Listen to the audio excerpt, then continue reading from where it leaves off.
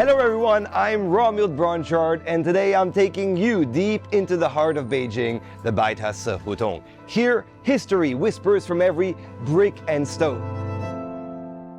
Today I'm about to interview an extraordinary architect, a Japanese visionary who's called Beijing home for nearly 20 years. So how does China rewrite its urban story? Let's find out.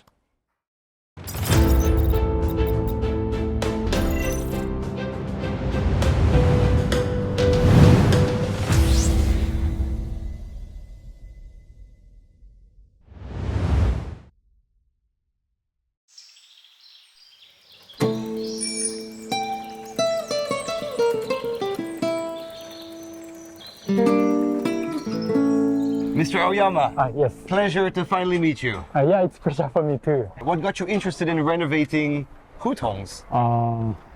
First, I think it's a very interesting area in Beijing. It's very unique space. But also, I personally have lived in Beijing Hutong for 10 years before. So, yeah, I like the area. You live in a hutong? Yeah, before. Wow. For 10 years. Okay. Yeah. So this is one of your most recent projects? Yeah. So this is the latest project in Hutong area. Okay, nice. Please have a seat. Thank you. So actually this area is created for people to see, to have a coffee, to see the city. I can see the people walking here. Then they also can see us talking here. So I think we wanted to create this kind of the chance of the connection between people and the city. So I'm sure you faced many challenges along the way. Would you mind sharing with us certain hutong project stories? Sure, but there's no rush. No rush. Yeah, okay, we are here, so I can show you around. Then we can talk inside. We go inside? Yeah, sure. Okay, let's go. And it's a beautiful day. This is the entrance. Then we can go inside. Shuhei Aoyama, a Japanese architect, is known for finding delicate balance between modern living and traditional alleyways. His designs let space breathe, allowing architecture to respond to the rhythm of the city. This cafe, hidden in a renowned and popular hutong, is one of his gentle responses to Beijing's evolving urban landscape. It's not like the building, the new architecture in the flat site. Everything around you and a lot of people living around you very densely. So I think it's a one problem. It's a big challenge for us. About the building itself, there is a 3 column. Right, pillars, columns, yeah. How do we make that more nicely or interesting? You just pointed out 2 major challenges, one being the kind of chaotic environment within the hutong, and the second is the structure itself. What ways have you found to overcome them, especially being a foreigner here? I think it's a creativity. I want people walking around very naturally go inside and feel like it's kind of the continuous area. So we use a lot of materials like the gray bricks. Usually we see outside.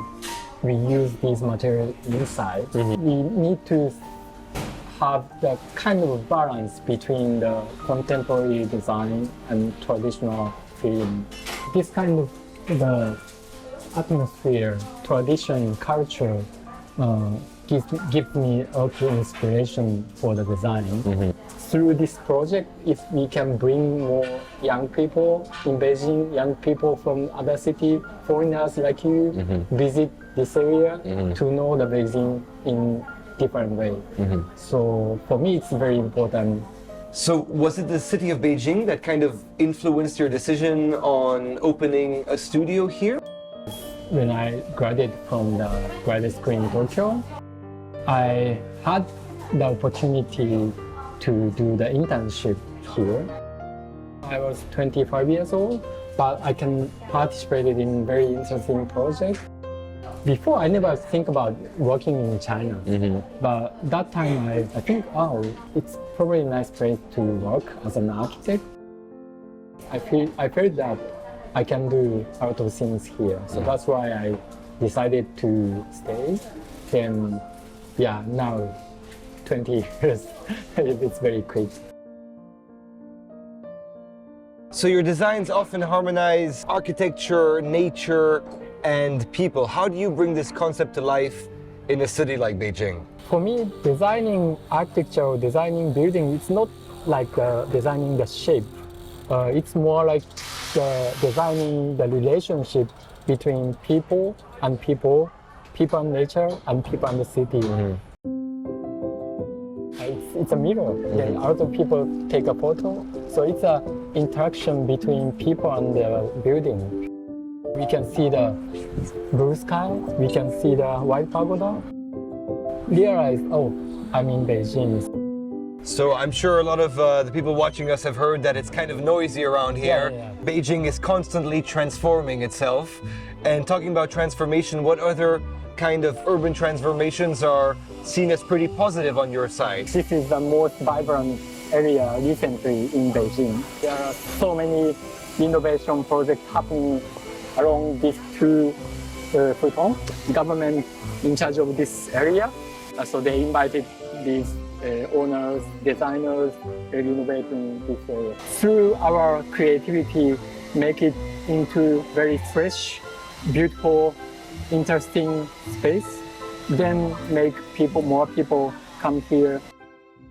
When I came to Beijing in 2005, just before the Olympic Games in Beijing in 2008. So we had more projects in Beijing. 14, 15, I did the first Hutong innovation project.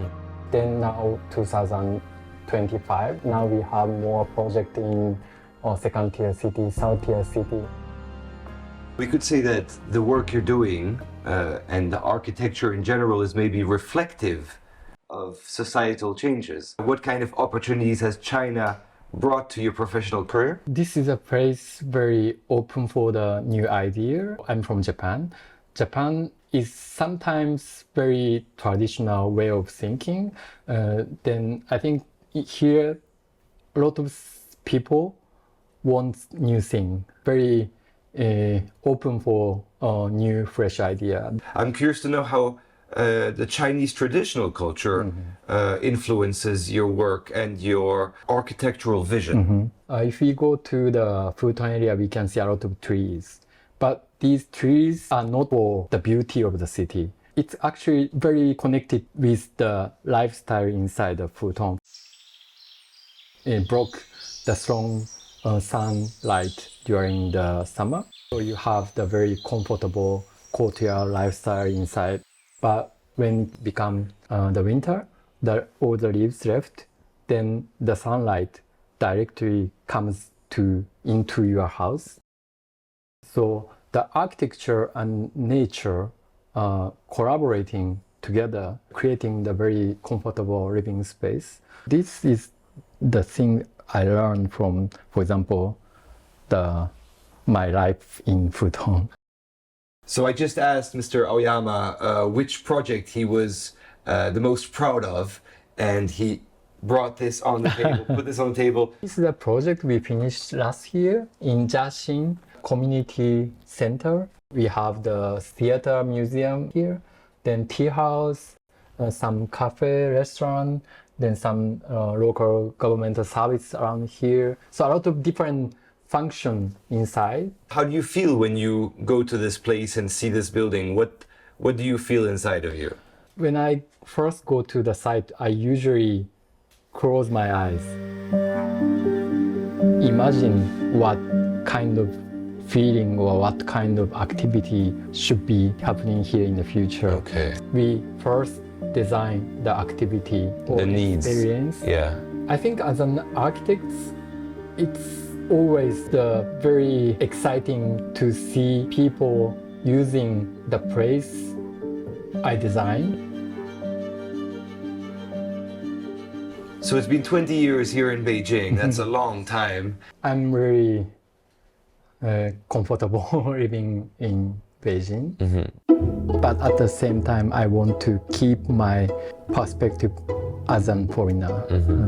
Or that gives me a new inspiration for the future architecture, future design.